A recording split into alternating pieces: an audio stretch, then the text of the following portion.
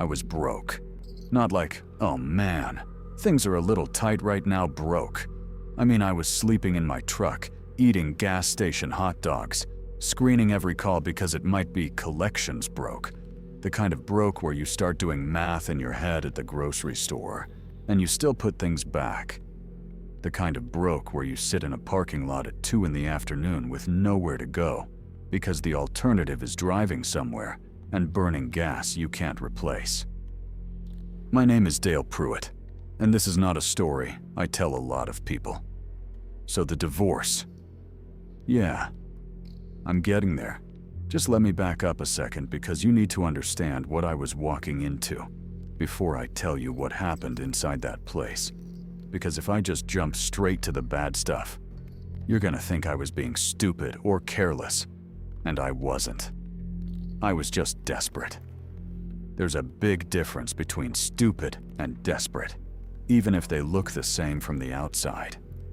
Carla left in March, took the dog, took the good truck, took about 4 years of savings I didn't even know she had access to from a joint account I had basically forgotten existed, and left me a note on the kitchen counter that said, "I hope you find what you're looking for," which is a pretty nasty thing to write to a guy who wasn't looking for anything except maybe a decent night's sleep and a stable job.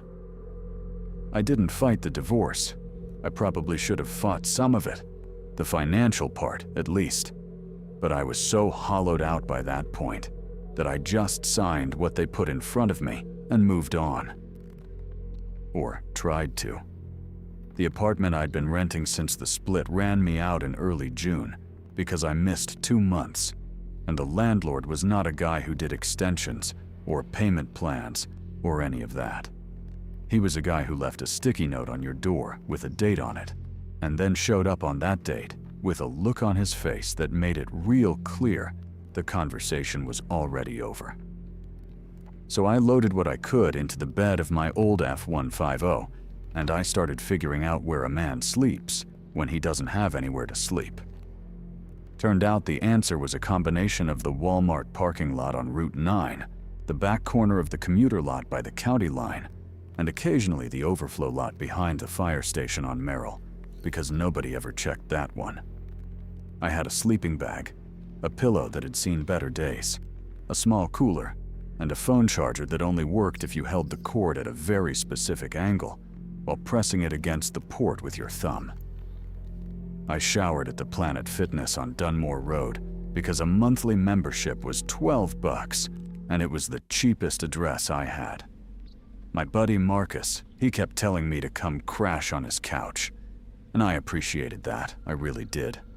But Marcus had 2 kids under 4 and a wife who was already stretched thin, and I wasn't about to drag my wreckage into their living room. I had too much pride for that, which looking back on it was maybe not the smartest call, but that's where I was. So I was applying for everything. I mean everything. Warehouse work, delivery routes, overnight stocking at the big box stores. One absolutely humiliating interview at a call center where the woman across the desk asked me to describe my relationship with conflict resolution, and I almost laughed out loud because I was sitting there in a shirt I had ironed on the hood of my truck that morning. I was applying online from the library, applying on my phone in parking lots, checking the local paper they still had on the rack at the diner on 5th. That's actually where I found it, the diner. I was nursing a $2 coffee, which is the only thing I could justify ordering because it came with unlimited refills, and I could sit there for 2 hours without anyone bothering me. And I was flipping through the back of the paper where they still ran the little classified ads. Most of it was junk. Someone selling a riding mower, a lost cat, a couple of part-time gigs that paid less than I needed to make it work. And then this one. Small box, plain text, no logo. It said, Evidence Processing Assistant, County Impound Services, full-time overnight, competitive wage, immediate start, apply in person, Ridgeway County Impound Facility, 7 to 9 p.m., Tuesday and Thursday. That was a Tuesday. Competitive wage meant nothing by itself, could have been anything. But the full-time overnight and immediate start parts, those hit me in a specific way when you're living where I was living. Because immediate start means a check coming soon, not in 3 weeks after background processing. And overnight means a shift that ends in the morning when you need somewhere to be anyway, because you can't sleep in a parking lot during daylight without someone eventually coming over to knock on your window and ask if you're okay, in a way that means, please leave. I did not know what evidence processing meant exactly. I figured it was paperwork, logging stuff that came in, maybe bagging things, labeling things, checking them against a list. I'd done inventory work before at a plumbing supply company back in 2019, and it was mind-numbing, but I was good at it. Good at the detail work, good at staying organized when everything else was falling apart around me. That part of my brain still worked fine even when the rest of me was running on fumes. I looked up the address on my phone. It was out past the old fairgrounds on the east side of the county, which I knew was kind of an industrial stretch, not far from the highway overpass where a bunch of the tow yards and the fleet service garages were clustered together. Made sense for an impound lot. I'd driven past that whole area before without paying much attention to what was actually out there. I had about 4 hours to kill. I went back to the Planet Fitness, used the shower again even though I'd already used it that morning, changed into the cleanest clothes I had, which was a pair of dark work pants and a gray button-down that I kept in a plastic zipper bag, specifically so it wouldn't get wrinkled, and I drove out there around 6:45, so I'd have time to find the right building without looking frantic. The facility was bigger than I expected. The impound lot itself was massive, all chain link and floodlights, rows and rows of cars in varying states of just being parked there, some of them with flat tires, some of them with broken windows, some of them that looked completely fine, except for a yellow tag on the wiper. There was a main gate with a booth, and a guy inside who barely looked up when I pulled in and said I was there about the job posting. He pointed me toward a side building, separate from the main lot office, a low concrete structure that sat back from the road a little, almost like it was trying not to draw attention to itself. The sign on the door said Ridgeway County Evidence Management Unit in plain black letters on a white placard, the kind you'd see on any municipal building. Nothing fancy, no logo, just the name and a small camera mounted above the door that had a blinking red light on it. Inside was a waiting area with plastic chairs and fluorescent lights, and a counter with a sliding glass window that was currently closed. There were 2 other guys waiting. One of them was younger than me, maybe mid-20s, looked nervous in a way that made me feel slightly better about my own nerves. The other one was older, probably late 50s. Big guy, work-worn hands, the kind of face that had spent a lot of years outdoors. He nodded at me when I sat down. I nodded back. Nobody talked. The glass slid open at 7 on the dot. A woman appeared behind it. She had short gray hair, glasses on a chain around her neck, and the expression of someone who had done this exact thing many times and felt no particular way about doing it again. She said her name was Hollis. She was the administrative coordinator for the unit, and she was going to call us in one at a time for a brief intake conversation. That was the word she used. Intake, not interview.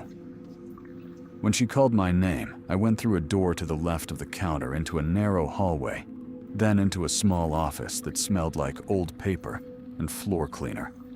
She sat behind a desk with a folder open in front of her and asked me a series of questions that were straightforward to the point of almost being boring. Work history, any criminal record, which I didn't have, comfortable working alone at night, any physical limitations. Did I understand that the position involved handling personal property from impounded vehicles, and that strict chain of custody procedures were mandatory? I said yes to everything that required a yes, and answered the rest as honestly as I could, without making myself sound like a disaster, which required a small amount of editing on my part. She asked me why I was applying. I said I needed steady work, and I did well with detail-oriented tasks, and I was available immediately. She wrote something down. Then she said the position was for an overnight evidence logging technician. Hours were 10 p.m. to 6 a.m., 5 days a week. The work involved receiving impounded vehicle property bags from the lot, logging them into the physical ledger system as well as the digital system, checking contents against officer intake forms, flagging discrepancies, and storing the bags in the secure evidence room according to a specific organizational protocol that I would be trained on. She said the wage, and I actually had to work to keep my face neutral, because it was more than I had made at the plumbing supply place, and considerably more than I was expecting for something that sounded like organized filing. I found out later it paid that well, because nobody wanted to do it. But I didn't know that yet. She told me I could start Thursday, 2 days away. She handed me a single sheet of paper with a list of what to bring, a parking pass for the employee lot on the south side of the building, and a short paragraph about the dress code, which was basically just wear dark pants and closed-toe shoes, and don't wear anything with logos. I thanked her, and she nodded, and that was that. Whole thing took maybe 12 minutes. I sat in my truck in the parking lot for a little while after. The big older guy came out a few minutes after me, got into a work van, drove off. The younger guy came out maybe 10 minutes after that, stood by his car, made a phone call, and from the way he was talking, it seemed like good news. I didn't know either of them, and didn't think much about them. I drove back out to the Walmart lot that night, climbed into my sleeping bag, and for the first time in probably 3 weeks, I didn't lie there running disaster math in my head. I just felt something that was close enough to okay that I could work with it. Thursday came fast. I ate a real meal at the diner, not just coffee, a plate of eggs and toast and a glass of orange juice, because I figured I'd earned it. I got to the facility a little before 10. A different guy was at the gate booth this time, checked my name against a list, handed me a laminated badge, and told me to park south. I parked south. Hollis was inside again. She walked me through the basics, showed me the evidence room, which was bigger than I expected. Rows of metal shelving floor to ceiling, color-coded tags on every shelf, a long table in the center with a mounted light, and a rolling cart with trays on it for processing incoming bags. She showed me the two systems, the paper ledger and the computer, explained how they had to match each other, explained the flagging system for bags where the contents didn't line up with the officer's intake form. She showed me the bathroom, the break room with the vending machines, the emergency exits. She gave me a laminated sheet of facility protocols, the kind of thing every job has, the basic do's and don'ts, fire procedure, who to call if something breaks. She said the supervisor for the overnight unit would check in by phone at 2 a.m. and again at 5. She said if I had any questions before then, the on-call number was on the protocol sheet. And then she left, and I was alone in there. And it was just, well, it was quiet. The kind of quiet that large buildings get at night when most of what they were built to do has stopped for a few hours, and all you can hear is the ventilation system cycling and the occasional creak from the structure settling. The kind of quiet that would have felt weird in a different situation, but right then, just felt like a job. My job. I set up the cart. I checked the intake list for the night's incoming bags. I pulled up the computer and logged in with the credentials Hollis had written on a sticky note for me. And I got to work. The first couple of hours were completely unremarkable in the best possible way. Bag comes in on the cart from the lot. Tag number matches the intake form. I open it, log the contents, check them against what the officer wrote down. Everything matches. I seal it with a fresh evidence seal. Write my initials and the time. Shelve it in the correct row. Repeat. It was methodical. It was repetitive. It was fine. My hands got a little dry from the latex gloves, but other than that, I was okay. Around midnight, I found the bag. It was sitting on the incoming cart with the others. Standard manila evidence bag. Standard lot tag on the zip tie seal. Standard barcode sticker. I pulled it to the table and reached for the intake form attached to the clip on the outside. And there was my name on it. Not as the processing tech, not as some kind of administrative note. Right there on the property line, where it lists the name of the vehicle owner or the property owner, where it says belongs to. It said, Dale Pruitt. My full name. My exact name. Written in blue ink, in the handwriting of whoever had filled out that form. The same handwriting that was on every other form I'd processed that night. I just stood there for a second. Stood there kind of holding it at arm's length like it might do something. My stomach dropped all the way down and then just kind of stayed there. I looked at it again because obviously I'd misread it. Obviously. Because that's not a thing that happens. But it said my name. I set the bag down. Not carefully, not gently. Just sort of put it back on the table like it was hot. Like touching it too long was going to do something I didn't want to think about. I pulled my glove off my right hand and rubbed my face and just stood there in the middle of that evidence room under the big mounted light with the ventilation system humming above me. And I thought, okay. There is a reasonable explanation for this. Because there had to be, right? Because the alternative was not something I was prepared to entertain at 11:53 on my first night of work at a job I desperately needed and had gotten approximately 3 hours ago. So I started going through the reasonable explanations. First one, clerical error. Someone typed a name wrong, transposed letters, got confused. Except the form was handwritten, not typed, and the name wasn't close to mine. It wasn't like Dale Pruitt or Dale Pruner or some other guy whose name got scrambled. It was Dale Pruitt. 2 E's. Exactly right. Exactly how my mother spelled it because she'd seen it in a book somewhere and decided that was the version she wanted. Most people spell it with 1 E. My name has 2, and whoever wrote that form spelled it with 2. Second explanation, coincidence. There is another Dale Pruitt somewhere in Ridgway County who had a vehicle impounded and whose property ended up in this bag. That's theoretically possible. It's a common enough first name. The last name is less common, but not impossible. I sat with that one for a while because it was the least alarming option, and I am a person who prefers the least alarming option. Except the address on the form was blank. The vehicle information line was blank.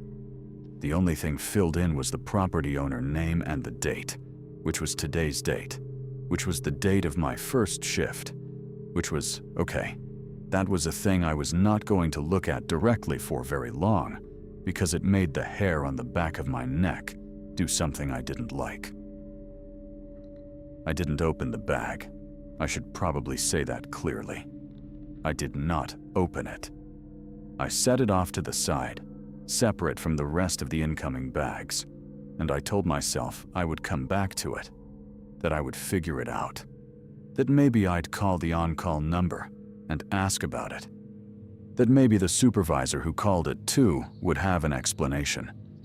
I put a small sticky note on it that said, Question Re, Owner ID, and I went back to processing the other bags because I needed something to do with my hands and my brain, and I needed to not stand there staring at a bag with my name on it in an empty building in the middle of the night. So I worked, bag after bag, logged them, checked them, sealed them, shelved them, and I was fine. My hands were steady. My handwriting on the ledger entries was clean. I was fine. Around 12:30, I needed to find more of the barcode stickers because I'd used the last of the roll that was sitting on the table. Hollis had mentioned there were supplies in the storage room, which was back down the main hallway past the break room, last door on the right before the secondary exit. She'd unlocked it when she gave me the tour, and I had the master keycard on my badge lanyard, so I figured I was good. The storage room was, well, it was a storage room, not a large one. Metal shelving on 3 walls, a single overhead bulb on a pull cord, the kind of room that accumulates things over years because nobody has a strong reason to throw anything away. There were extra evidence bags in various sizes stacked on the middle shelf, boxes of gloves, rolls of tape, extra barcode sticker rolls, which was what I'd come for, a couple of old binders with tabbed dividers, a fire extinguisher that probably needed its inspection tag updated, and on the bottom shelf, pushed back against the wall, like someone had shoved it there deliberately, a worn gray binder with no label on the spine. I almost didn't pull it out. I grabbed the barcode rolls, I stood up, I was ready to go. But the binder was pushed back at an angle that looked like it had been pushed back in a hurry, like someone had put it there fast, and there was something about the way it sat that was slightly different from everything else on the shelf, which was all organized and neat, the way Hollis had kept everything organized and neat. That one binder was the only thing in the room that was not where it was supposed to be. I pulled it out. The cover was blank. No label, no tab, no county seal, nothing. The front was that gray plastic that those old binders get when they've been around long enough that the color fades and gets a little waxy. I opened it. The first page was a photocopy of what looked like the official employee orientation packet. I recognized the header because Hollis had given me a copy of the same thing earlier that evening. Standard county stuff, the mission statement, the chain of command, who reports to who, the code of conduct, all of that. I almost put it back, but the second page was not a photocopy of anything official.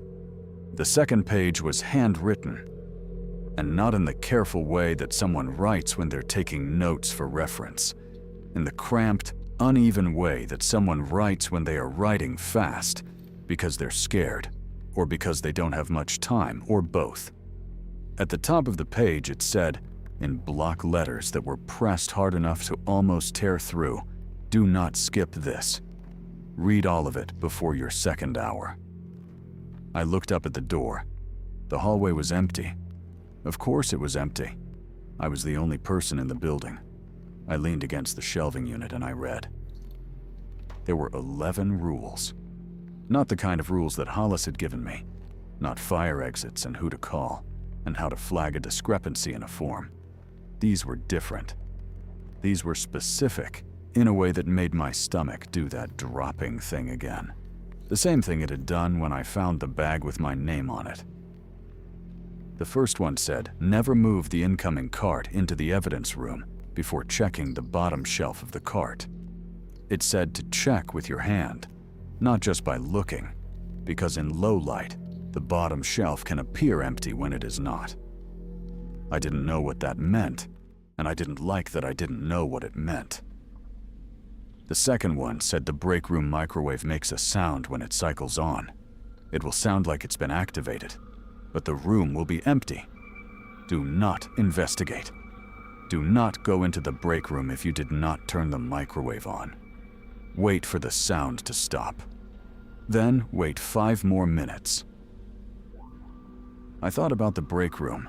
I thought about the fact that I had walked past it twice already tonight without going in, which was good in a technical sense, but also I was going to have to go in there at some point, because I had a thermos of coffee in my bag in there, and I needed the coffee badly. The third rule said the secondary exit at the end of the main hallway has a motion sensor light above it. The light is on a timer and will come on when someone enters that section of the hallway. If the light comes on, and you did not cause it. Return to the evidence room, lock the door from the inside, and do not unlock it for any reason until your next scheduled check-in. I did not love Rule 3. The fourth one said, never look at your reflection in the stainless steel panels on the inside of the freight elevator. It said this in a very flat, matter-of-fact way, like it was just a thing you did, like not touching a hot burner. It didn't say why. It just said not to do it. And then it said, if for any reason the elevator stops between floors and will not move, keep your eyes on the floor. Do not raise your head. Count to 100 slowly, and press the ground floor button again. Do not stop counting. My pulse had been doing something weird since about Rule 2, and by Rule 4, it was doing something I was choosing to describe to myself as just elevated. Just a normal stress response to reading something weird and unsettling, because that's what this was. Weird. Unsettling. Almost certainly written by someone who had too much time and a very dark sense of what constitutes a funny prank to play on the new overnight guy. I kept reading. Rule 5 said if the phone at the processing table rings between the hours of 2 and 4 a.m., do not answer it before the third ring. If it stops before the third ring and then starts again immediately, let it ring completely through without answering, and then wait. It said the call at 2 a.m. from the supervisor would ring exactly twice before the person spoke. It said I would know the difference. I didn't know how I would know the difference. Rule 6 said the evidence room has a section in the back left corner, shelving units 7 through 9, that was decommissioned in 2019. Do not place new bags on those shelves. Do not retrieve anything from those shelves. Do not look at the bags already on those shelves for longer than necessary to confirm they are there. I turned and looked at the storage room wall, like I could see through it to the evidence room. Shelving units 7 through 9. I had not paid particular attention to the back left corner when Hollis walked me through earlier. I had not counted the shelving units. I had been paying attention to the computer login and the barcode system and trying to seem competent. I had not been cataloging which shelving units were decommissioned. I would need to check. I knew I would need to check. I also knew I did not want to. Rule 7 was short. It said, if the reflection blinks, change floors immediately. Do not wait. Do not try to understand it. Move. That one sat with me for a second. That one in particular. The reflection blinks. Change floors immediately. It was connected to the elevator, obviously connected to Rule 4, and the thing about not looking at your reflection in the stainless steel panels. But the way it was written was different from the others. The others felt like warnings with some kind of logic underneath them, even if I couldn't see the logic. This one felt like something the person had written after they had already seen whatever they were describing, like a note made in a shaking hand after the fact. Rules 8, 9, and 10 were more procedural. They were about the freight elevator specifically. 8 said to always press your destination floor before entering, standing outside the elevator until the doors opened again, and confirmed the car was level with the floor. 9 said if you enter the elevator and the doors close before you press a floor, press the nearest floor immediately, and then hold the door open button as soon as the doors part, stepping out regardless of which floor you're on. 10 said, never ride the elevator after 2 a.m., unless the thing in Rule 9 applied, in which case the rules in 4 and 7 superseded everything. The 11th rule was the longest, and also the last, and I almost folded the binder closed before I got to it, because by that point, I was standing in a storage closet at midnight, reading a handwritten list of rules in a building I'd been inside for less than 3 hours, and I was already past the threshold of things I was comfortable processing. But I read it. It said, the bag with your name on it is not an error. It was there before you were hired. We don't know how that works. Nobody who has taken this job has been able to explain it, and the people who tried to figure it out are not here anymore. Leave the bag sealed. Do not open it under any circumstances. As long as the bag stays sealed, whatever put your name on it has not finished deciding. The moment you break the seal, the decision is made. And then below that, in different handwriting, slightly messier, like a second person had added it later, it said, "I opened mine. Don't open yours." I'm not going to tell you what was inside, because if I tell you, you'll open it. Just trust me. Just don't open it. There was no name, no date, no explanation of who had written any of it, or when or how it had ended up inside an official employee orientation binder on the bottom shelf of a supply closet. I stood there for a while. The pull cord for the light was swinging slightly. I don't know from what. Maybe a draft from somewhere, and the shadow it threw across the shelving was moving in a way I found unpleasant. I folded the binder shut and tucked it under my arm. I grabbed the barcode rolls. I turned off the light and walked back down the hallway to the evidence room, and sat down at the processing table and put the binder flat on the corner of the table where I could see it. I thought about leaving. I want to be honest about that. I thought about picking up my bag from the break room and walking out to my truck and just driving away from there and not coming back. I thought about it for probably 2 full minutes. I ran the math on what losing this job meant, on what driving back to the Walmart parking lot meant, on what the next week looked like if I walked out that door. I stayed. I went back to processing the incoming bags. I was slower now, more careful about it, and I checked the bottom shelf of the cart twice before I touched anything on the upper tiers. Nothing was on the bottom shelf, just the metal framework of the cart and a small scuff mark that had been there since before I'd arrived. I checked it anyway. The bag with my name on it was still off to one side where I'd left it. I did not look at it directly. I logged 3 more incoming bags and shelved them, and then I stood up to go count the shelving units in the back left corner. Units 7 through 9. The binder had said they were decommissioned, and they were, sort of. There was no labeling system on them, no color-coded tabs, no row designations, nothing that matched the rest of the organized system Hollis had shown me. And they weren't empty.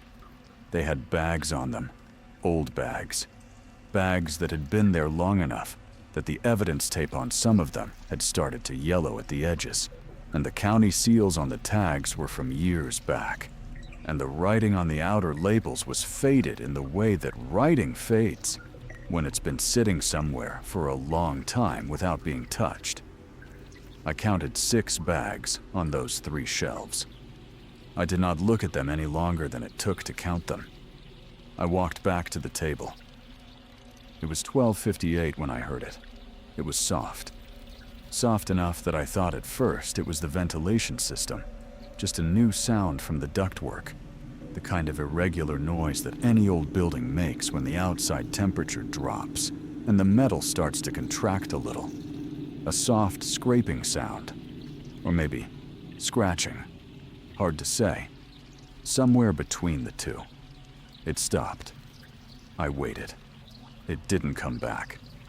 I sat down and wrote my 12:58 entry in the physical ledger with a hand that was almost but not quite completely steady, and I looked at the clock on the wall and watched the second hand move, and I thought, 1 hour until 2 a.m., and I thought about Rule 4 and Rule 7 and the elevator, and I thought, it's a prank.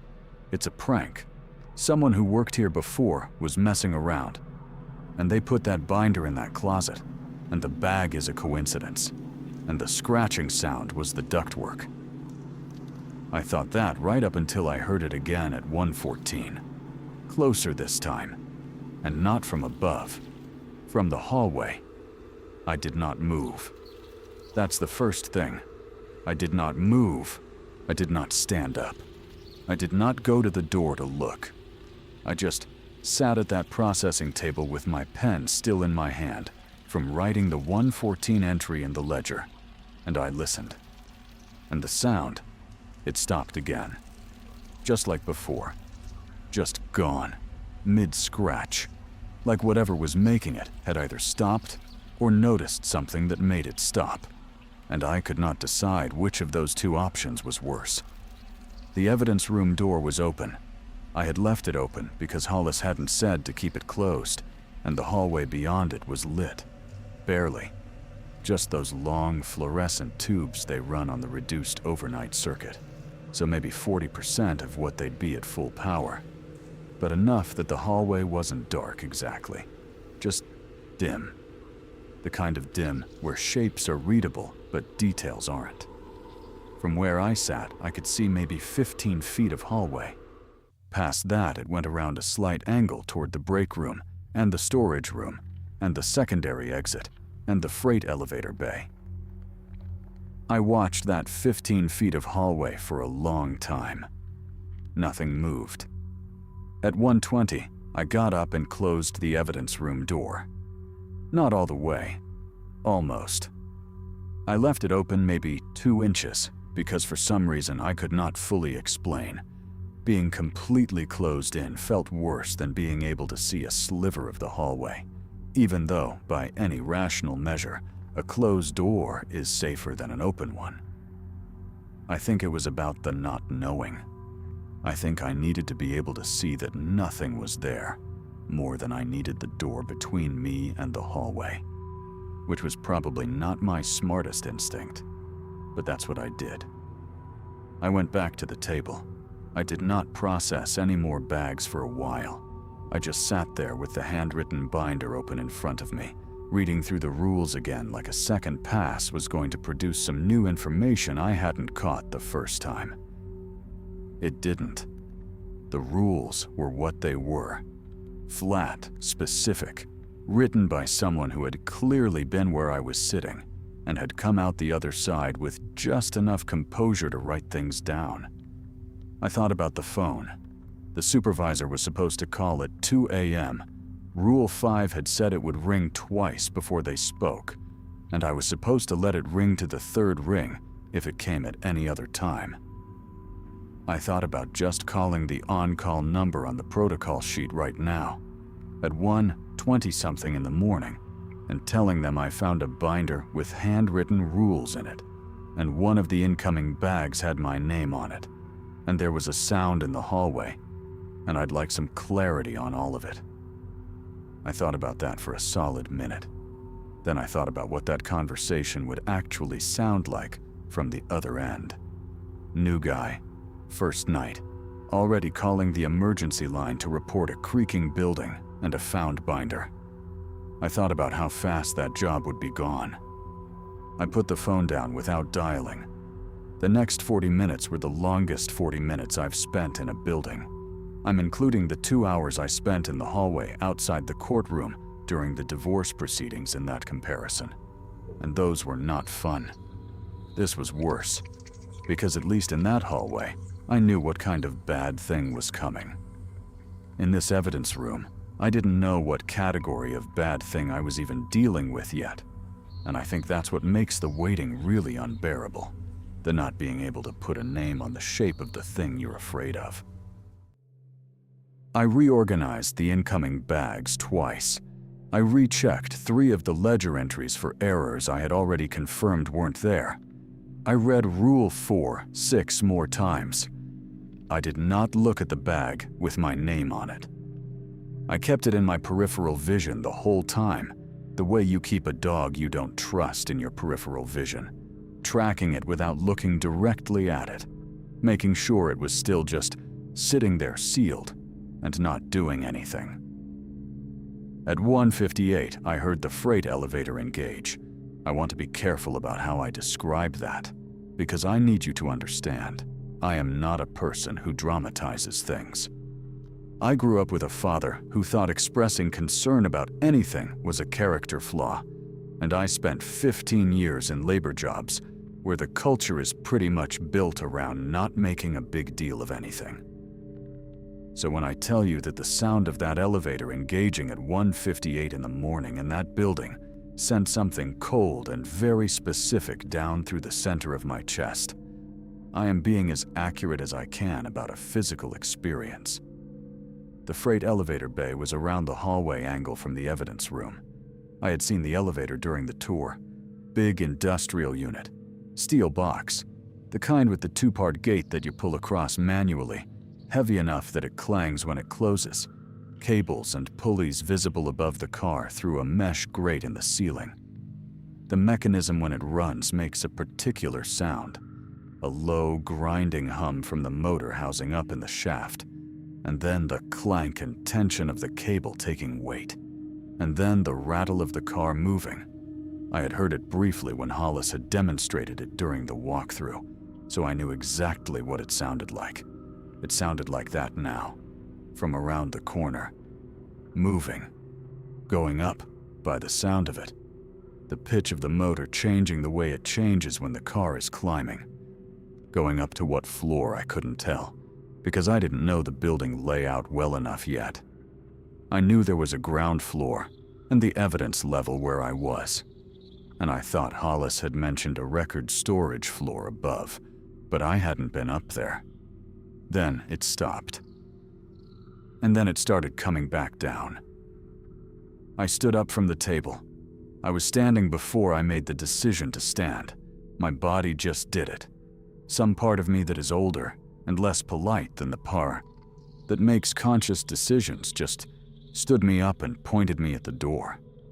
I went to the door and stood at the 2-inch gap and looked out into the dim hallway. Still empty. The sound of the elevator car settling, the cable going slack, the faint clank of the gate mechanism. Then nothing. The clock on the wall behind me clicked over to 2 a.m. The elevator lurched. I heard it from the hallway, that grinding hum starting again, but wrong this time. Wrong in a way that's hard to describe except to say that mechanical things have a rhythm to them when they're working correctly. And this didn't have that rhythm. It had a kind of stuttering quality, like a car trying to turn over when the battery is low. And then a hard metallic bang that I felt as much as heard, a sound like the car slamming against the guide rails, and then the hum stopped dead. Silence. I needed supplies from the cart near the elevator bay. I told myself that. I told myself that was the reason I was opening the evidence room door and stepping into the hallway instead of staying exactly where I was, with a door mostly between me and whatever was happening. I needed supplies. I was going to check the elevator because that was the responsible thing to do, because maybe there was a maintenance issue and I should call it in, because that was the kind of thing a conscientious employee did on his first night. I was lying to myself, obviously. I went because standing still felt like it was going to crack me open. I needed to do something with my legs. The hallway was colder than I remembered. Not dramatically, not movie cold, not a sudden freeze, just a couple of degrees different in a way that you notice when you've been sitting in the same temperature room for 3 hours, and then you step into an adjacent space. The fluorescent tubes hummed. One of them at the far end, near the secondary exit, was flickering in a slow, irregular pattern, on for 3 or 4 seconds. Then a brief dim, then back. It hadn't been doing that before. I walked to the angle in the hallway and stopped before rounding it. I could see the elevator bay from there. The gate was closed. The car, I could tell from the position of the gate mechanism, was not level with this floor. It was between floors. The lower edge of the car was visible maybe 3 feet above the floor of the bay, the rest of it up in the shaft. The light inside the car, a single cage-covered bulb, throwing a strip of yellow light across the bay floor through the gap between the car bottom and the floor opening. I stood there and looked at it and thought about Rule 4. Never look at your reflection in the stainless steel panels on the inside of the freight elevator when stalled. which meant the elevator being stalled between floors was something that had happened before, was something that had been anticipated, was something that whoever wrote those rules had considered likely enough to include. Then I thought about Rule 7. If the reflection blinks, change floors immediately. The elevator was stalled. The rules addressed a stalled elevator, and I was standing in the hallway looking at a strip of yellow light across the bay floor, and the back of my neck was telling me something in very clear terms that I was choosing not to fully hear yet. I needed to know if I could move the car. That was the practical question. If the car was stalled, and I could fix it by pressing a button or resetting something, that was one kind of problem. If it was stalled, and I couldn't move it, and it was trapping something between floors that needed to be between floors, and I was here on the wrong side of all of this, that was a different kind of problem. I crossed to the gate. I gripped the handle. Cold. Colder than the door handles in the evidence room. A specific cold that a metal thing gets when it's been sitting with no heat source near it for a long time. I pulled the gate open. It clanged. Everything in that building at that hour that made a sound made it about 3 times louder than it would have during the day. The acoustics of silence doing their thing. I looked into the elevator car from the floor of the bay, looking up through the gap between the car bottom and the floor level, and I could see the stainless steel panels on the lower portion of the car interior. They were, of course, reflective. Not like a mirror, the way stainless steel usually is, more like a funhouse version, distorted, slightly curved, the kind of reflection that gives you the rough shape of a thing, but not the clean detail. I could see the strip of yellow light from the cage bulb. I could see the angle of the gate behind me in the reflection. I could see, just barely, the floor of the bay below me. I could not see my reflection from this angle, because I was below the car looking up. That was the only reason I was able to stand there and keep looking, because Rule 4 said not to look at my reflection, and from this angle, I didn't have one yet. I reached up and found the call button panel on the inside of the car, the one mounted low near the gate opening, and I pressed the ground floor button. Nothing. Pressed it again. The hum didn't start. The car didn't move. I pressed the door open button, held it, let it go. Nothing.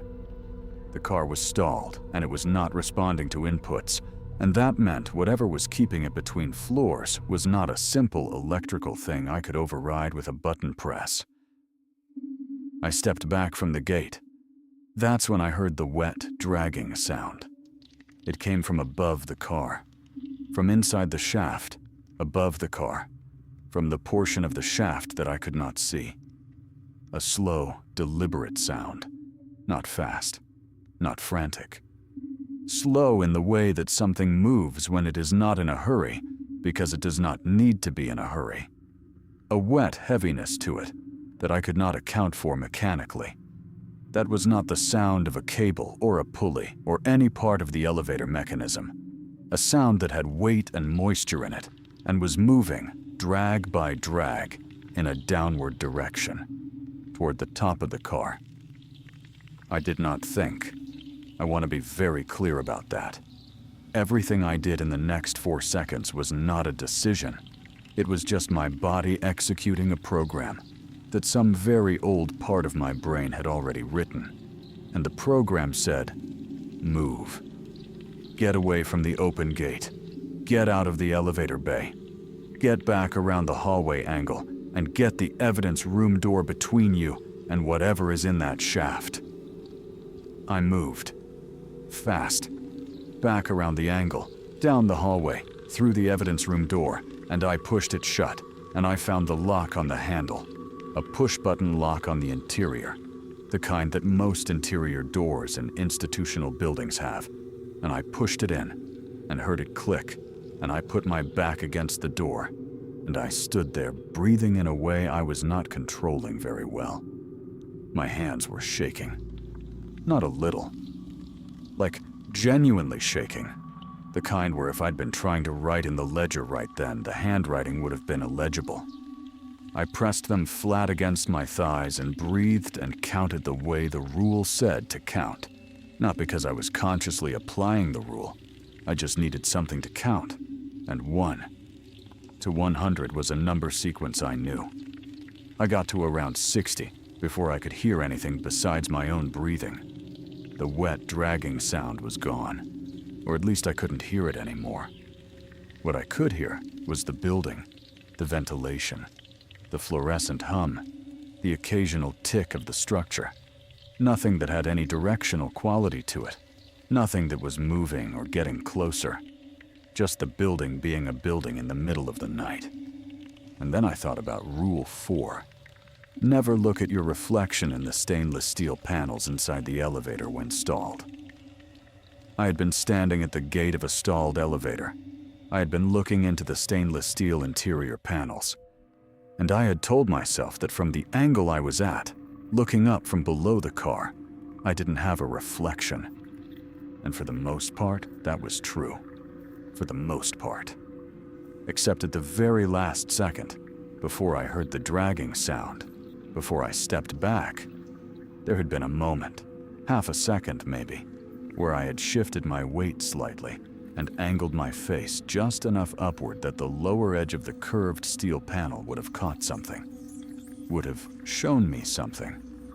I had not looked at it directly. I had not been aware of it in the conscious, deliberate way.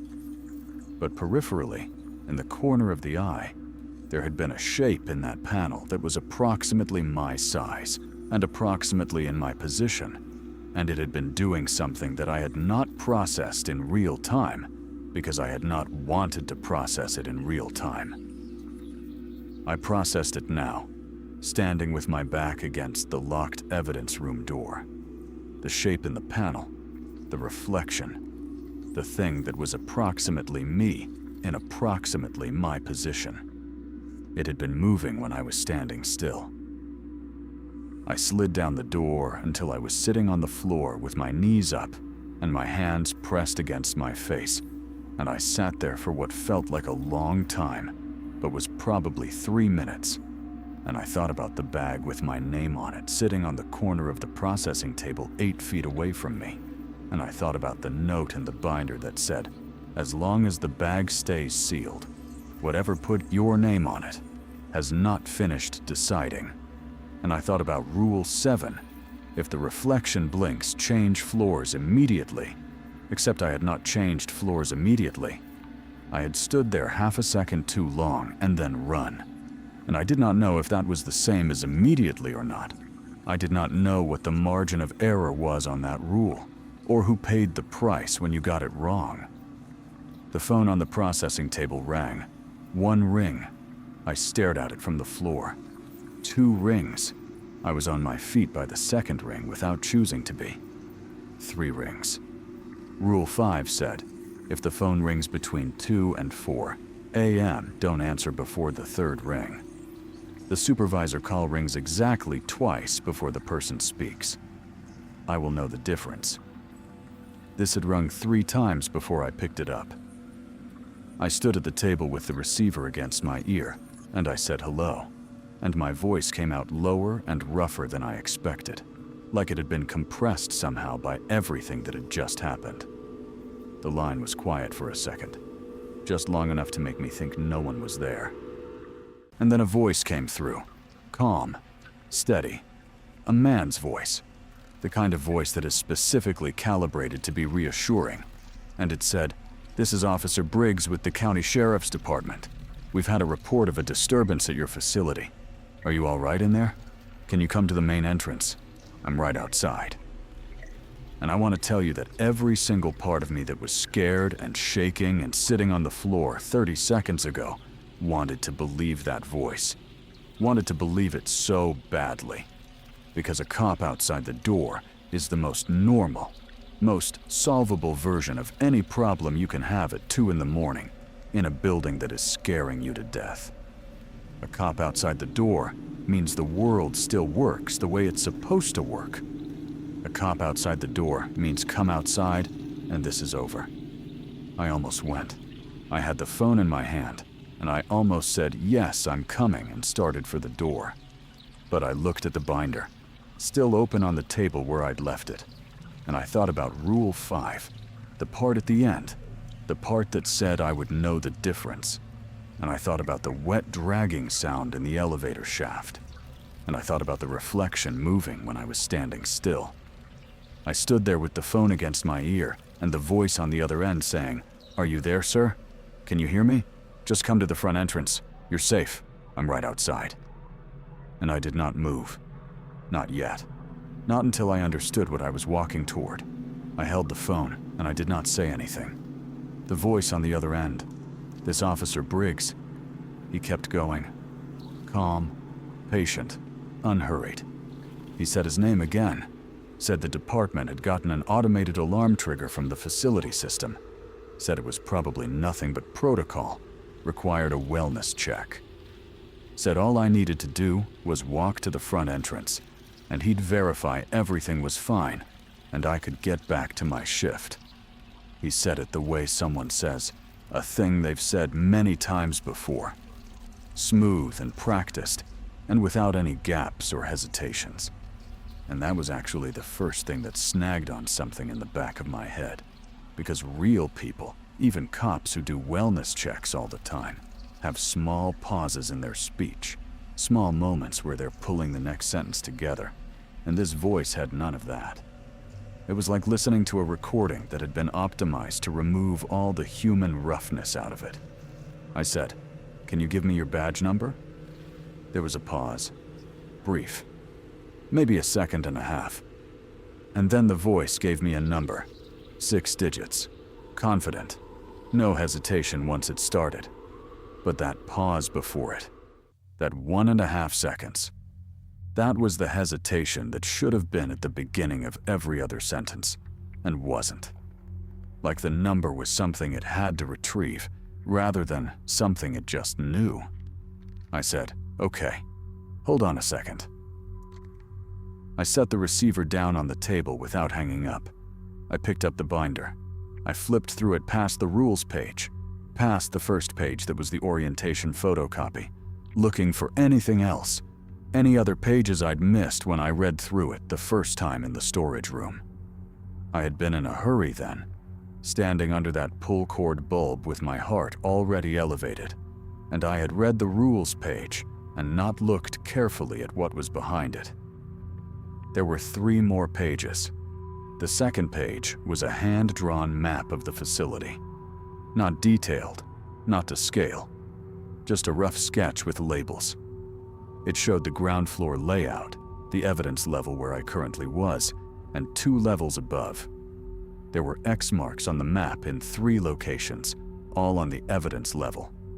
1 was near the secondary exit. 1 was in the elevator bay. 1 was in the back left corner of the evidence room, which I knew without checking was right around where shelving units 7 through 9 were located. The decommissioned ones, the ones with the old bags on them. The third page was a list of names, 12 of them. First and last names, handwritten, and next to each name a date. The dates went back to 2009. The most recent one was from 14 months ago. There were no other notations next to most of them, just the name and the date. But next to 4 of the names, someone had written a single word. The word was the same next to all 4. It said, "Opened."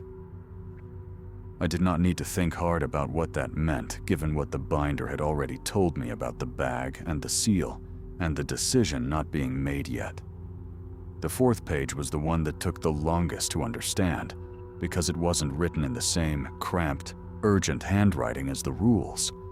It was written in a much more careful, deliberate hand, like someone had taken their time with it, had sat down somewhere quiet, and thought about what they wanted to say, and then written it slowly. It said, "If you found this, you are probably already past the point where leaving would have been simple. We want you to know this is not an accident. The position was posted. You were selected, not by us. Us meaning whoever is writing this. We are just people who survived shifts the same way you are trying to survive yours. Selected by the process. The process is older than the facility. The facility was built around it, not the other way around. The rules in this binder are real, and they work up to a point, but they were not written to protect you. They were written to manage the timeline. There is a difference. The official rules, the ones Hollis gave you, the laminated sheet, exist to keep you in the building long enough. That is their only function. If you understand that, you understand everything about this place that you need to understand to have a chance. I read that paragraph twice. The phone receiver was still on the table and the voice was still coming out of it, still saying, "Sir, are you there? Just come to the front entrance. Everything is fine." And I looked at the receiver and I thought about the rules page and I flipped back to it. Rule 5 again. The supervisor call rings exactly twice before the person speaks. You will know the difference. The phone had rung 3 times before I answered, and the voice had not identified itself as the supervisor. It had identified itself as a cop who was outside and wanted me to come to the front entrance. And the rules page, the page written by people who had been in this building before me and had survived it, said the call at 2 a.m. from the supervisor would ring exactly twice. This call had rung 3 times. This was not the supervisor call. This was the other kind. I reached over and pressed the button on the cradle and disconnected the line. The silence that followed was different from the silence before the call. Before the call, the silence had been the building being quiet in its normal overnight way. This silence felt like a response, like something on the other end of that call was now aware that I had made a choice, had hung up, had not come to the front entrance, and was recalibrating accordingly. I sat down in the chair at the processing table because my legs were suggesting strongly that I should, and I looked at the list of names on the 3rd page of the binder again. 12 names and 12 dates. I thought about the 4th page and what it said about the position being posted, about being selected, about the facility being built around something rather than the other way around. I thought about Hollis and her flat affect and her very efficient 12-minute intake conversation and the fact that she had used the word intake instead of interview. And I thought about how she had walked me through this room and shown me the computer and the ledger and the decommissioned shelving units without ever once mentioning why they were decommissioned, just that they were, just that I shouldn't use them, as if that was all I needed to know. I pulled the laptop toward me and opened the evidence management system. I was logged in, had been logged in since the start of the shift. The system had a search function for the ledger database. I typed in the name at the top of the list in the binder. The oldest one, dated 2009, Marcus Webb. The system found him, an employee record, not an evidence record. A technician in this unit, overnight shift, hired in February of 2009. His record had an end date of March 2009. The reason field said, resigned. 1 month. Hired, worked 1 month, resigned. I typed in the second name. Same thing. Technician, overnight, hired, end date approximately 4 to 6 weeks later. Reason, resigned. I went through 4 of them this way, and they all said the same thing. Resigned. Clean. Administrative. Resigned. The 5th name I typed was one of the 4 that had the word opened written next to it in the binder. Her name was Sandra Fell, and her dates in the system showed she was hired in June of 2017, and her end date was in July of 2017, 3 weeks after her start date. And the reason field did not say resigned. It said, deceased on-site incident, case closed. Refer to admin file 1147-B. I sat with that for a second. Then I typed in the second name from the opened list. A man named Roy Casper, hired 2014, end date 4 weeks later. The reason field said, deceased, on-site incident, case closed, refer to admin file 1147-B. Same admin file number, different year, different person, same file number. That's not how administrative filing works. You don't refer two separate incidents from different years to the same file number unless those incidents are being deliberately grouped together. Unless someone made a decision to put them in the same place and keep them there, consolidated, contained. A single file that could be not looked at as a single unit, rather than two separate events demanding two separate explanations. I went to the file directory in the system and searched for 1147-B. The file existed. I could see it in the directory. When I clicked on it, the system asked for an authorization level above my current access. I was a level 1 user, which is what new overnight technicians were assigned. The file required level 4. I did not have level 4. Hollis had level 4, presumably. Whoever ran this unit above Hollis had level 4. I had the ability to log bags and search names, and that was essentially it. I stared at that access denied screen for a minute, and then I went back to the search function, and I typed in my own name. Dale Pruitt. The system found me immediately. My employee record, just created, hire date of today, shift assignment, all of it normal and current. And then, below my employee record, in the evidence log section, a single entry, a bag number, a log entry that had been created. And this is the part that I need you to really hear. A log entry that had been created 11 days ago. 11 days before my hire date. 11 days before I'd applied for the job. 11 days before I had even seen the classified ad in the back of the paper at the diner. The entry listed a property bag. It listed my full name as the associated individual.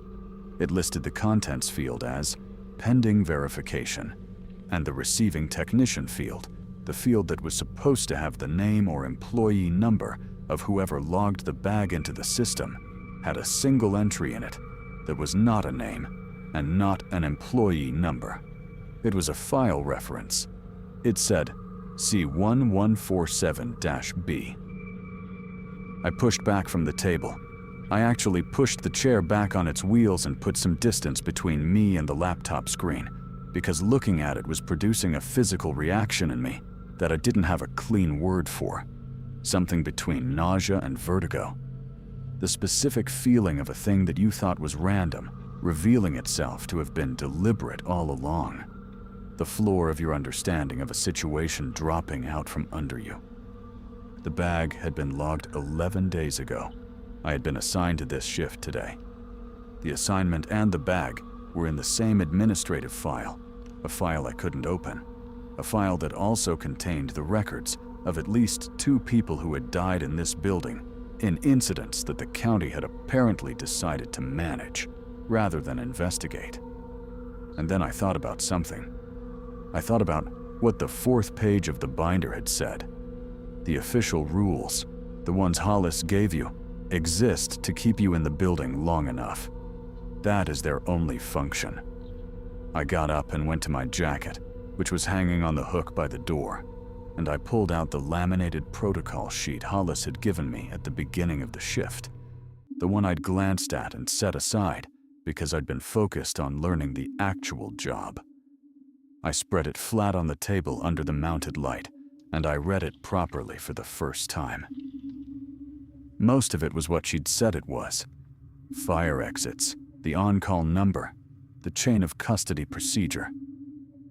But there was a section near the bottom, under a heading that said Facility Protocols Overnight Staff, that I had not read carefully because it looked like the standard boilerplate that every workplace puts at the bottom of every protocol sheet that nobody reads. It said, overnight staff are advised that the freight elevator operates on a timed maintenance cycle between the hours of 12 a.m. and 4 a.m. Staff should avoid the elevator bay during this window. If elevator use is required during this window, staff must complete a facilities request form available from the supervising administrator before operating the elevator. That sounded reasonable. That sounded like a liability thing, a maintenance thing, a totally normal workplace instruction. Except I had not been told this in person. Hollis had shown me the elevator during the tour, had demonstrated it, had not mentioned anything about a maintenance window. If there was a genuine maintenance cycle that made the elevator unsafe or unreliable between midnight and 4 a.m., that was the kind of thing you told someone during orientation, not buried in the last paragraph of a protocol sheet in small print. You buried it in small print when you needed it to technically be communicated without actually communicating it. When you needed to be able to say later, it was in the materials. He had the materials. We disclosed the maintenance window without having to answer why you didn't just say it out loud. And there was a second thing, the on-call number, listed clearly at the top of the sheet, available for any questions or concerns during overnight shifts. I looked at it and then I looked at the binder, and I found the page with the supervisor call information. And I looked at the number written there, the number the binder author had apparently used or been given, and I compared them. They were the same number. The official on-call number on the laminated protocol sheet and the on-call number referenced in the handwritten binder were identical. At first, I almost didn't register why that was wrong. And then it hit me. If the binder had been written by a previous employee trying to warn future employees, why would they include the official county on-call number? Why would a warning document written against the institution include the institution's own phone line as a resource? Unless they hadn't written it as a resource. Unless they had included it as a warning. Unless the note in the binder about the phone ringing and knowing the difference and not answering before the third ring was specifically about that number, about calls coming from that number, about whatever used that number between 2 and 4 a.m. I picked up the receiver again and looked at the handset. The call I'd received, the Officer Briggs call, had come in on this phone, the processing table phone, incoming call. And I thought about the laminated sheet and the on-call number, and I thought about what kind of system routes a call from an external number through an internal processing table phone in an evidence room. And the answer was that standard county phone systems don't do that. Calls from external numbers come through the main switchboard. They don't route directly to a specific room extension unless someone has specifically configured them to do so. The call had been set up to come to this phone, this exact phone, in this room, where I was sitting alone at 2 in the morning, and the voice had known I was there, had known to ask for me, had not asked for a staff member or whoever was on duty, had not used any generic check-in language, had been calibrated for my specific situation, my specific fear, my specific need for someone to tell me there was a cop outside and everything was going to be okay. The 4th page of the binder said it was selected, not hired. Selected. And that process, whatever it was, had apparently included setting up a phone call for tonight, at 2 a.m., to this room, with a voice that was smooth and had no human roughness in it, and could produce a 6-digit badge number after a 1.5-second pause. I looked at the bag with my name on it, still on the corner of the table, still sealed. The evidence tape still intact. My initials not on it because I had not processed it, had never officially logged it, had set it aside with a sticky note, and told myself I would figure it out. I thought about the 4th page again. As long as the bag stays sealed, whatever put your name on it has not finished deciding. And then I thought about the 12 names in the binder, and the 4 that said, opened. And Sandra Fell, deceased, on-site incident, case closed. And Roy Casper, same thing, same file, same outcome. and I thought about the 10 others who had resigned. 1 month, 4 weeks, 6 weeks. And I thought about what kind of person takes a job in a place like this and then resigns after 1 month and doesn't tell anybody why. And the answer was a person who got out and wanted to stay out. A person who understood that the best thing they could do for themselves was walk away quietly and not make noise, because making noise meant attention, and attention. From this institution, this specific institution that built its protocols around keeping people in buildings long enough, was not a kind of attention you wanted. The phone did not ring again. The building settled around me in the dark, and the ventilation hummed, and I sat at that table with the binder and the laminated sheet and the laptop showing me an evidence log entry created 11 days before I existed in this system, and I made a decision. Not a panicked one, not a running out the door one, a careful one, because careful was the only thing I had left. I needed to find file 1147-B. I needed to know what was in it, because whatever was in that file was the shape of everything that had happened to the people whose names were in the binder. And if I was going to have any chance of being something other than a 13th name on that list, I needed to understand the shape of it before whatever was in this building finished deciding what it was going to do about my particular situation. The records room. There had been a records room mentioned in Hollis's tour, briefly, in passing, one of those things she'd pointed at without opening the door. Second level up, she'd said, accessible by the stairs on the north end of the building, or by the freight elevator, she'd said, and then moved on without elaborating, the way you move past something you're not inviting questions about. The stairs were on the north end of the building. I had not used the freight elevator, and I was not going to use the freight elevator. The stairs were the option. The stairs, the records room, the physical file for 1147-B. And somewhere between me and the north stairwell was the hallway where I had heard the scratching sound, and the elevator bay where I had heard the wet dragging thing in the shaft, and the secondary exit where the motion sensor light had been doing something it wasn't supposed to be doing. I put the binder in my jacket pocket. I folded the laminated sheet and put it in the other pocket. I looked at the bag with my name on it one more time. I left it sealed. I left it on the table. I left the sticky note on it. And I unlocked the evidence room door, and I stepped back out into the hallway. The hallway was the same dim it had been all night, and it felt completely different. I don't know how to explain that exactly, except to say that a space can look identical and feel nothing like it did an hour ago. The way a house feels different after you find out something bad happened in it, even if you're standing in the same room with the same furniture and the same light coming through the same windows. The hallway was the same hallway. The fluorescent tubes were still running at 40%. The floor was the same concrete floor I'd walked 6 times already.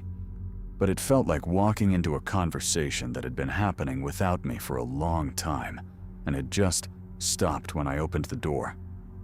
I turned left toward the north end of the building, away from the elevator bay, away from the secondary exit with its malfunctioning motion light, keeping close to the wall on the right side, the way you do when you don't want to be the center of anything. My work boots on that concrete made a sound I couldn't do anything about, a flat, regular sound. And every few steps I stopped and stood still and listened to make sure the only footsteps I was hearing were mine. They were, each time, just mine. The north stairwell door was a heavy fire door with a push bar across it, the standard institutional kind, painted gray, with a small wire mesh window at eye level. I looked through the window before I pushed it. Stairwell, concrete steps going up, a light fixture on each landing, all of them on and steady. No flickering, no motion. I pushed the bar and went through and let the door close behind me, and the sound of it latching echoed up the stairwell in a way that made me wince. One flight up to the second level, the door there was the same as the one below. Push bar, wire mesh window. I looked through. A hallway, wider than the evidence level hallway, with a different floor. Not concrete, some kind of old tile. The kind of tile that's a faded green color and has been waxed so many times over so many years that the wax itself has become part of the floor.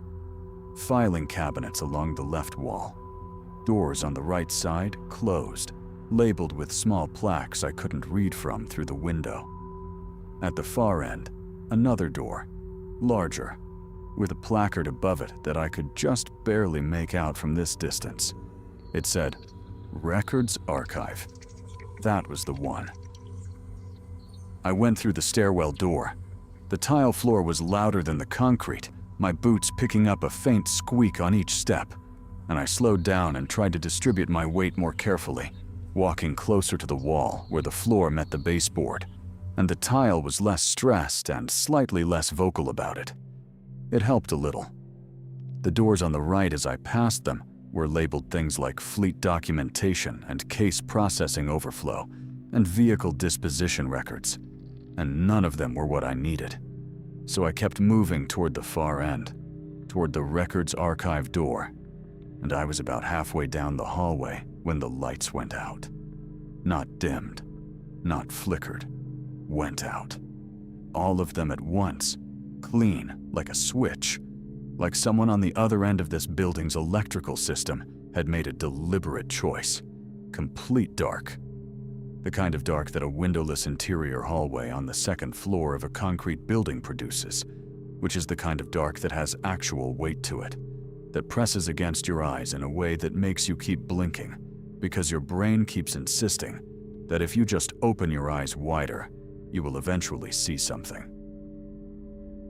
I stopped walking. I put my right hand on the wall, and I stood there, and I breathed, and I thought, okay, which is not a thought exactly, more like a sound my brain was making to fill the space where useful thoughts were supposed to be. My phone. I had my phone in my left pants pocket. I pulled it out and turned on the flashlight, and the hallway appeared again in a white cone that made the shadows on either side of the beam look much darker than the original darkness had felt. The doors on the right, the filing cabinets on the left, the records archive door at the end, all still there, all still where they'd been. Nothing in the hallway with me. I kept moving. Faster now. Not quite running, but not taking my time either. Keeping the flashlight on the archive door at the end, keeping my right hand trailing along the wall. And I got to the door and tried the handle, and it was unlocked, which surprised me enough that I actually stood there for a half second before I pushed it open. The records archive was a large room, significantly larger than I expected from the outside, the kind of room that a building sometimes hides behind an ordinary door, and it was filled floor to ceiling with metal shelving units, the same kind as in the evidence room below, but older. And on the shelving units were physical files in manila folders, and brown accordion files, and cardboard storage boxes with dates written on their ends in black marker. The room smelled like the inside of an old book, that specific dry paper and dust smell, and underneath it, something else. Something I couldn't name. Something that reminded me of the smell that comes off very old wood when it gets wet. The lights in here were still on. Not bright, a yellowish overhead fluorescent. One of the tubes near the back was out completely, but enough to see by.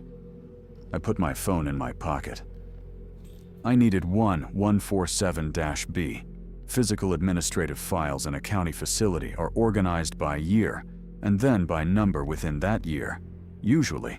So 1147-B would be from whatever year they started using 4-digit codes, and the B designation meant it was a subfile, a secondary file attached to a primary case. I started scanning the box labels on the shelving units nearest the door and worked my way back. I found the 1100 series boxes in the fourth row. The boxes were labeled by number ranges, and I found the box that covered 114 through 116. I pulled it off the shelf. It was heavier than I expected. I set it on the small table that sat in the middle of the room, apparently there for exactly this purpose, and I opened it. The files inside were in numerical order. I flipped to 1147. There were two folders, 1147-A and 1147-B. I pulled 1147-B. It was thick, thicker than a subfile had any business being. I opened it on the table and spread it flat under the yellowish light, and I started reading. The first page was a county administrative memo dated 2009, which was the year of the first name on the binder list. It was addressed to the facility director from someone identified only by a department code I didn't recognize. It said, in the flat bureaucratic language that official memos use when they are trying to say something terrible in a way that sounds procedural. Following the on-site incident of March 14, 2009, involving contractor Marcus Webb, the review committee has determined that existing protocols are sufficient to manage ongoing facility obligations. The committee recommends continuation of the overnight evidence processing position as currently structured. Incident details are contained herein. No external reporting is recommended at this time. No external reporting is recommended at this time. I had to read that twice also. No external reporting, meaning no police report, no coroner involvement beyond whatever they could manage internally. No nothing. A man had apparently died or disappeared or experienced something bad enough to generate a thick subfile in a locked record system in March of 2009, and the committee's recommendation had been to continue the overnight evidence processing position as currently structured. Continue the position. Keep hiring people for the overnight shift. Keep the process going. Because something needed it to continue, and whatever that something was, the people at the top of this facility's administrative chain had apparently decided that the cost of feeding it was acceptable when weighed against whatever they got in return for feeding it. And I did not know what they got in return. I did not have enough of the picture yet to know that. But the memo was clear that there was a them, a committee, a group of people who had met and reviewed and determined and recommended, and the recommendation had not been to shut this down and get everyone out. It had been to keep going. I kept reading. The incident reports were the worst part. There were 4 of them, corresponding to the 4 names in the binder, with the word opened written next to them. Sandra Fell was there, Roy Casper, and 2 others. The reports were written in the same flat administrative language as the memo, but underneath the language, in the specific details they included, there was something that the language could not entirely contain. Sandra Fell's report noted that responding personnel found the evidence room in disarray, that the individual was located in the back left corner of the room near shelving units 7 through 9, that the evidence bag associated with the individual had been opened, that the seal had been broken by the individual's own hand, and that the nature of the individual's condition at time of discovery precluded standard medical response. I closed that particular page face down on the table. I did not need to read the rest of it. I understood the structure of it. She had opened her bag, and it had finished deciding.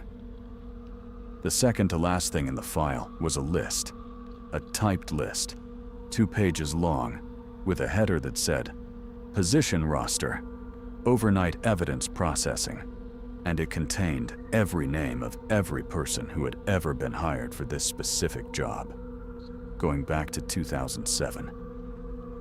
My name was at the bottom, Dale Pruitt. start date of today. And next to my name, in the status column where every other name had either resigned or incident closed, or in 2 cases simply transferred, my status column said pending. Pending. I was still pending. The decision had not been made. The bag was still sealed. The file said pending.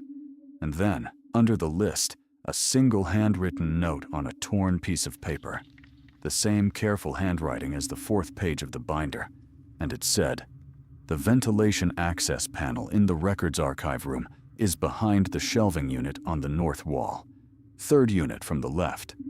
The duct runs east, then north, then opens above the loading dock on the building's exterior north face. The drop to the dock surface is approximately 6 feet. This is the way out that does not require you to pass the elevator bay or the secondary exit. If you are reading this, use it. Do not go back for anything. The bag does not leave with you. Leave the bag." I looked up at the north wall. 3rd shelving unit from the left. It was loaded with boxes, same as the others. But when I crossed to it and looked at the wall behind it, I could see the edge of a ventilation panel. A standard louvered metal panel about 2 feet square, set into the wall at roughly chest height, partially obscured by the overhang of the shelf above it. The shelving unit was on wheels. Old wheels. The kind that had been stationary long enough to leave permanent marks on the tile. But wheels. I grabbed the frame and pulled, and the unit resisted for a moment, and then rolled out from the wall with a sound like something metal, giving up a long-held complaint. The panel was there, 2 feet square, louvered, held in place by 4 Phillips head screws. I did not have a screwdriver. I looked around the room, found a letter opener on the small table that I had not noticed before, the kind with a flat blade tip, and I used it on the screws, which were loose enough, loose like they had been removed and replaced more than once, loose like someone had prepared this exact exit. 2 of them came out by hand, once I'd broken their initial resistance. The other 2 I worked with the letter opener. The panel came off in my hands. The duct behind it was dark, and roughly 2 feet square, sheet metal, just large enough for a person to fit through if they kept their shoulders angled, and didn't think too hard about the fact that they were inside a metal tube in the walls of a building that they desperately needed to get out of. I put the panel on the floor. I turned my phone flashlight back on and pointed it into the duct.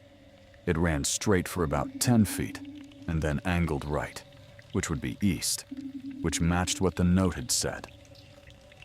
I thought about the bag. I thought about it sitting on the table in the evidence room 1 floor below me. Sealed, my name on it. Pending in the system. The decision not yet made. I thought about Sandra Fell, who had opened hers. I thought about the binder note that said, "Leave the bag." I thought about the note in the file that said, "The bag does not leave with you. Do not go back for anything." I did not go back. I pushed my jacket into the duct ahead of me, then my phone. Then I got down on my forearms and knees on the tile floor, and I pushed myself head first into the ventilation shaft, and I kept going. The metal was cold. Not the ambient cold of the building, something colder. The cold of surfaces that don't get exposed to body heat or movement, and it made a sound under my weight. A soft, flexing sound.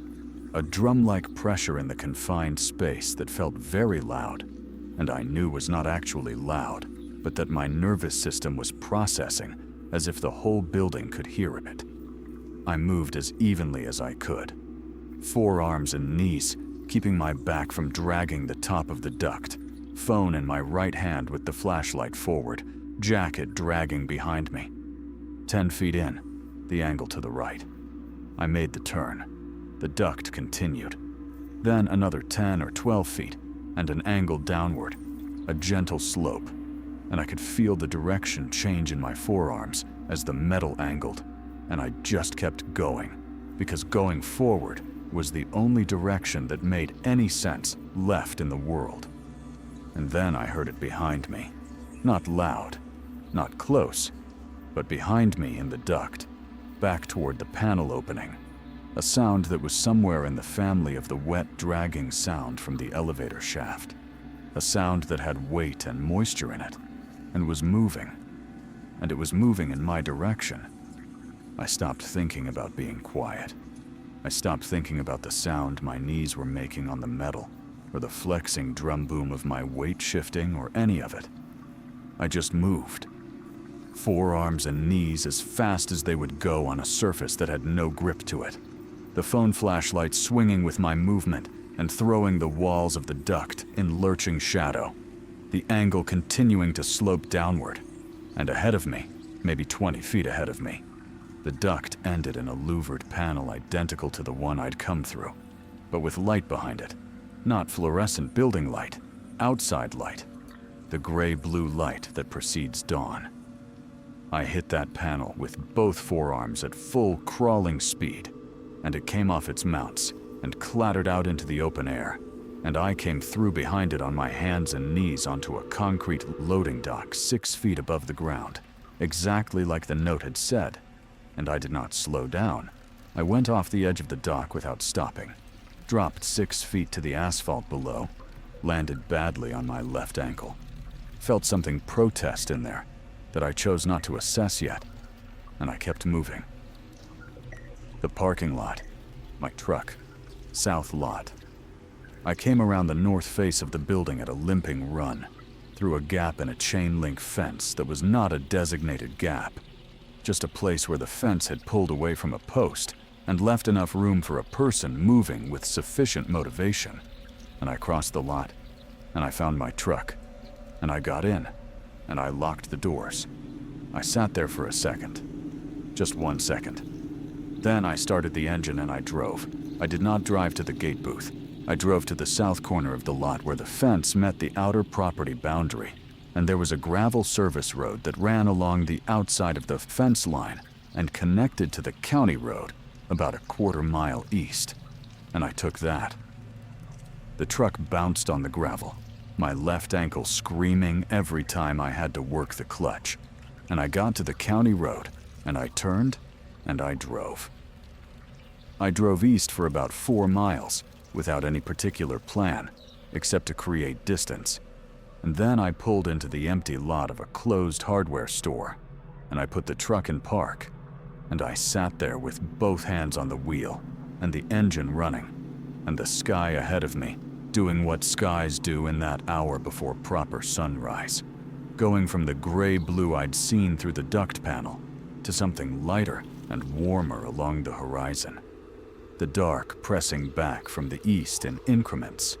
The stars directly above still visible, but the ones near the horizon already gone. I sat there for a long time. My ankle was swollen, but not broken, I figured, because I could move it, even though moving it was unpleasant. My forearms had abrasions from the duct metal. My knees were bruised. My jacket was torn at the right elbow. I was sitting in the parking lot of a closed hardware store at roughly 5:40 in the morning in work pants and a gray button-down with no real plan for the next hour, which was a situation that had some surface similarities to other mornings in the last few months of my life, but was different in the ways that mattered. I thought about reporting it. I want to be honest about that because I think about it still. I thought about driving to the actual sheriff's department, not calling a number that rang through to something that could produce a 6-digit badge number after a 1.5-second pause, but actually driving to the physical building and sitting across from an actual human being and telling them everything. The binder, the names, the file, Sandra Fell and Roy Casper, and the memo that said no external reporting is recommended at this time. The bag with my name on it that had been logged 11 days before I was hired. All of it. And I thought about how that conversation would go. I thought about what a person looks like who has crawled out of a ventilation duct at 5:30 in the morning with torn clothes and bruised knees, and a story about a handwritten binder and a wet dragging sound in an elevator shaft, and a voice on the phone that wasn't quite right. I thought about the admin file with 4 incident reports in flat bureaucratic language, and a committee memo, and a recommendation for no external reporting. And I thought about how many of those committee members were still in county administrative positions. And I thought about what happens to the one guy who shows up with a torn elbow and a story when the people who wrote the no external reporting memo are still in the building. I thought about Marcus Webb in 2009, the first name, the one that started the list. I thought about whether Marcus had tried to tell anybody. The sun came up. Not dramatically, not the way it happens in movies, just the way it actually happens. Gradually and without fanfare, the light building in increments, until at some point you notice that it's day. The hardware store's parking lot had a few pigeons in the far corner, doing whatever pigeons do at that hour. A car went by on the county road, then another. The world was waking up in its regular way, doing what it always did, completely indifferent to what had happened to me 6 miles west of here, in the hours between 10 p.m. and 5:40 a.m. I reached into my jacket pocket and I pulled out the binder. I had taken it. I knew the note said not to go back for anything, and I hadn't gone back for anything. But the binder had been in my pocket already. I'd put it there in the evidence room before I went into the hallway, and I had not gone back down for the bag, had not gone back for my thermos of coffee in the break room, had not gone back for anything that required retracing a step. The binder had come with me because it was already on my person, and I was choosing to count that as being within the rules because I needed it to be. I looked at the list of names one more time. 12 of them.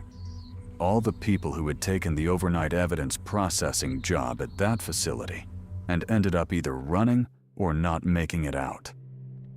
I looked at my own name at the bottom of the list in the employee roster in the file that I'd photographed with my phone before I left the records room, because I had done that quietly and efficiently while I was reading, and I was glad I had.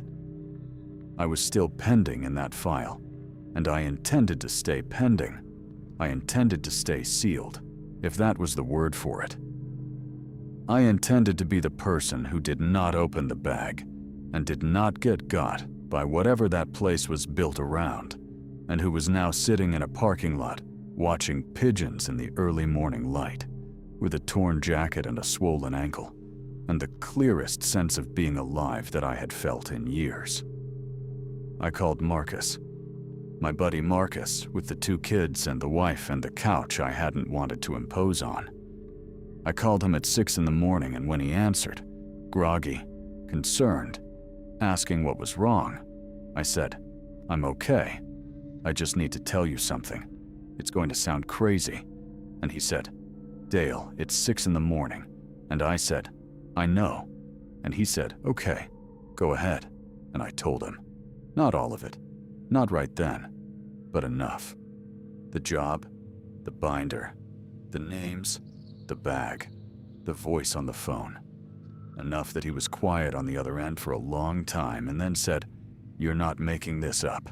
And I said, "No, Marcus, I am not making this up." And he said, "Come here." And I said, "Okay." I started the truck.